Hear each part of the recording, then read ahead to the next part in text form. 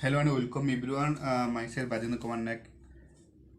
A very good evening to all of you. So in this video, I would like to discuss about appointment of auditor as per section 139. Section 139. CMA Inter Group 2, Section B Auditing. Okay. So that as you know, Companies Act 2013 has made the audit of accounts of companies in India compulsory. The Companies Act 2013 has made the audit of accounts of companies in India compulsory. Section 139 to 148 explain for the qualifications, disqualifications, appointment, removal, rights, duties, and liabilities of company auditors. Section 139 to 148. Remember, Section 139 to 148 explain about the qualifications, disqualifications, appointment, removals, rights, duties, and liabilities of company auditors. So, as per section 139, that is appointment of auditors, you know that there are some important points which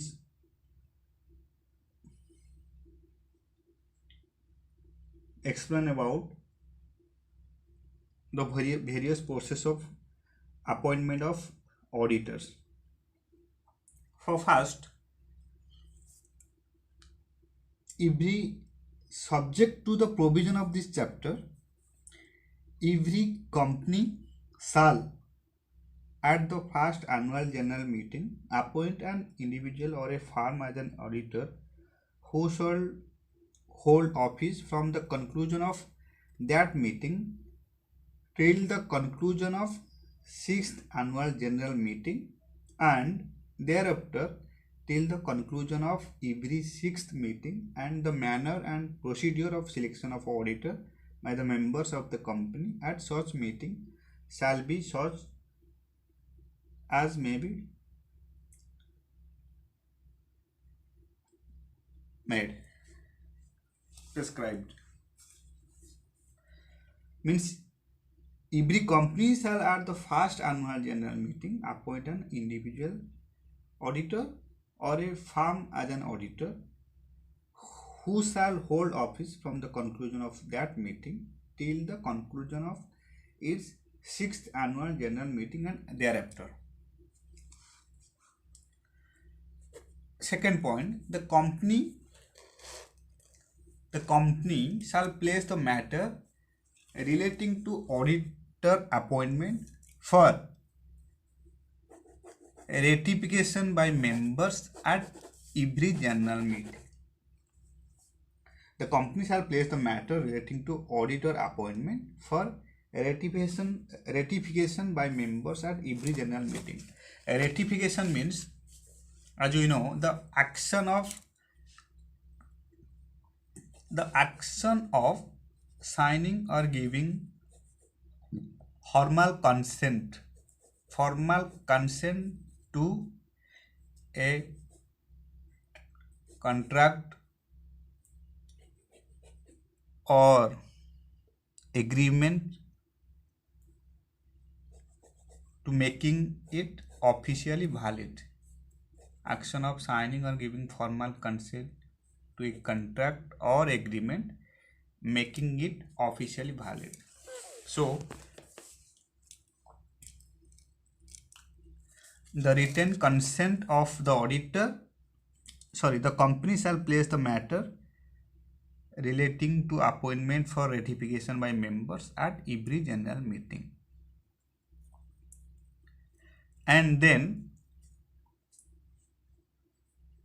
before such appointment is made, before such appointment is made, the written consent of the auditor to such appointment and a certificate from him or it that the appointment, if made, shall be in accordance with the conditions as may be prescribed, shall be obtained from the auditor. Means before such appointment is made, there is a need to obtain the written consent from the auditor and a certificate from him, which shall be in accordance with the conditions as may be prescribed, shall be obtained from the auditor. Written consent and certificate both are need to collect from auditor in order to appointment. Next, point number 4, company shall obtain a certificate to indicate whether the auditor satisfy the criteria provided in section 141 from auditor. Company shall obtain a certificate from auditor to indicate whether the auditor satisfy the criteria provided in section 141 from auditor. As per section 141, a auditor provide a certificate to company whether he is satisfied about his appointment or not.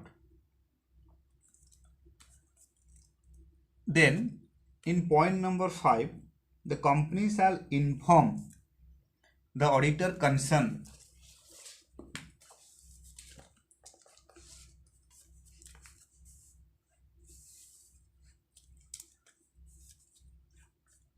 of his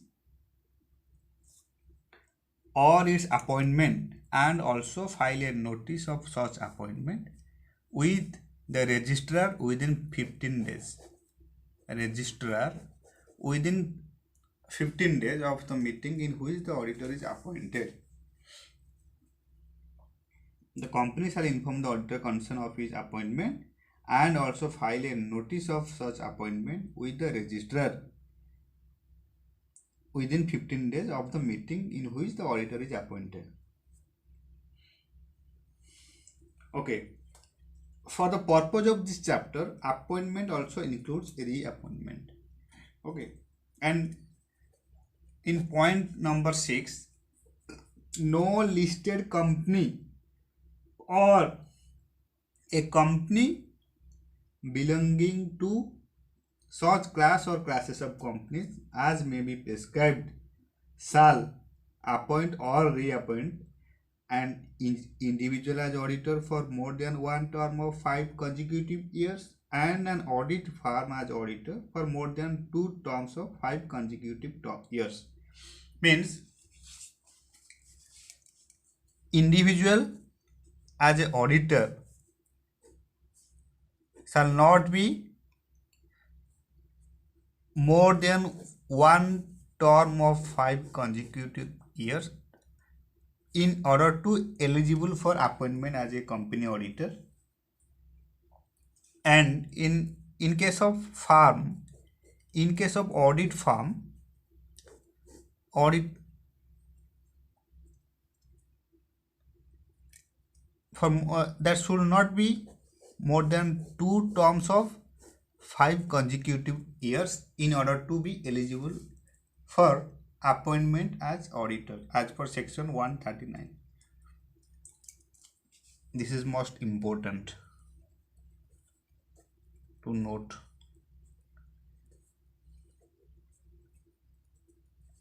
That no listed company or a company belonging to such class or classes of companies as may be prescribed shall appoint or reappoint an individual as auditor for more than one term of 5 consecutive years and an audit firm as auditor for more than 2 terms of 5 consecutive years. For individual it should be 1 term of 5 years and for firm it should be 2 terms of 5 consecutive years only. Okay, then both are eligible for appointment as auditor as per Companies Act 2013 under section 139. Next, in case of government company,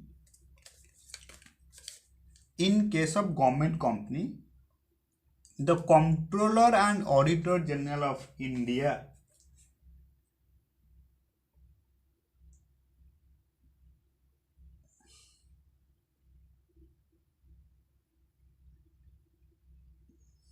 okay comptroller in respect of a financial year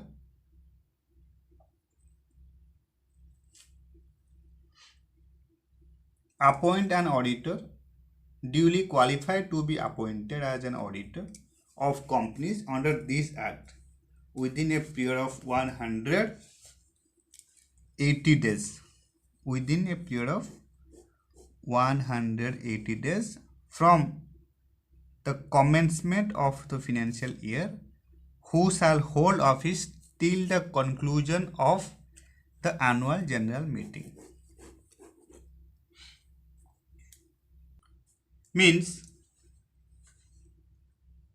in the case of a government company or any other company owned or controlled directly or indirectly by the central government or by the state government or governments, or partly by the central government and partly by one or more state governments, then the Comptroller and Auditor General of India, means CAG, shall in respect of a financial year appoint an auditor duly qualified to be appointed as an auditor of companies under this act within a period of 180 days from the commencement of the financial year, who shall hold office till the conclusion of the annual general meeting. Remember, within a period of 180 days from the commencement of the financial year, means from the starting of financial year, means 1st April to 180 days, who shall hold office till the conclusion of the annual general meeting. Okay, so next point is, the first auditor of a company other than a government company shall be appointed by the board of directors within 30 days from the date of registration of the company. The first auditor of a company other than a government company shall be appointed by the board of directors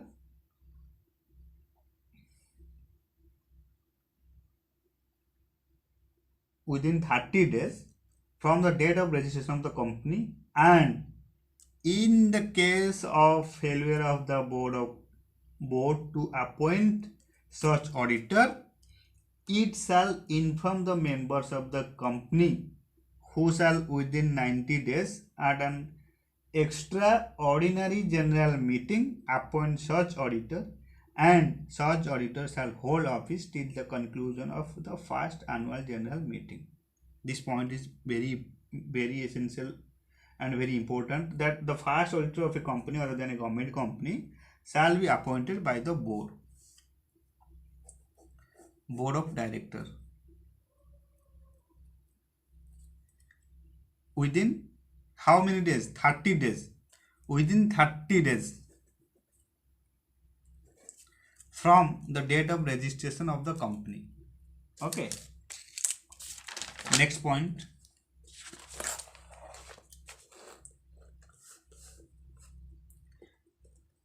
any casual vacancy in the office of an auditor shall, in the case of a company other than a company whose accounts are subject to audit by an auditor appointed by the Comptroller and Auditor General of India, means CAG, be filed by the board of directors within 30 days.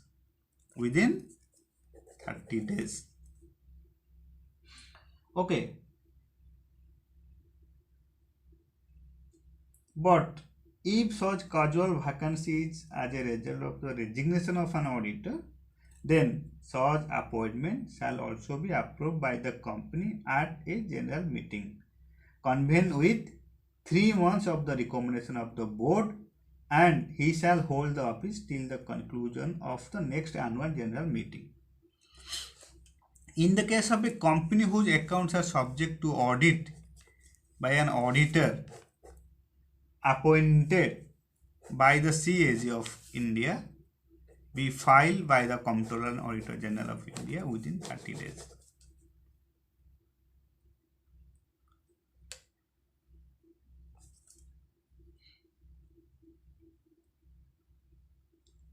Okay.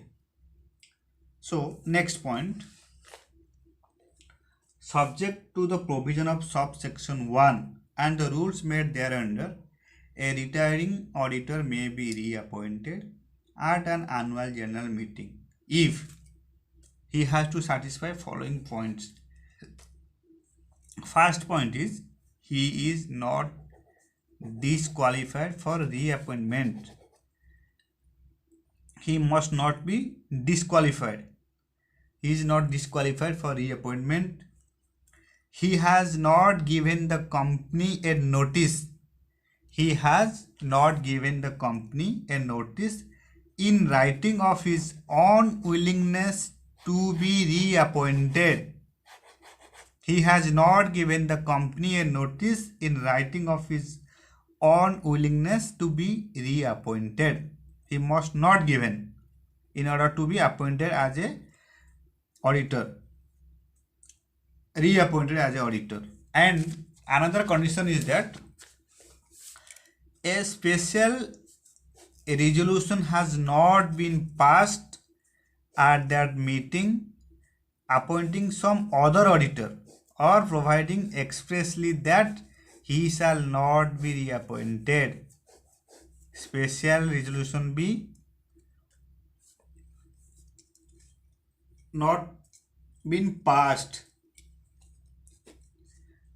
at the meeting appointing some other auditor or providing expressly that he shall not be reappointed. Okay.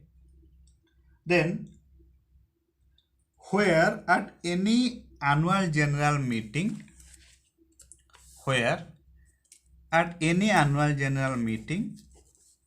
no auditor is appointed or reappointed, then the existing auditor shall continue to be the auditor of the company.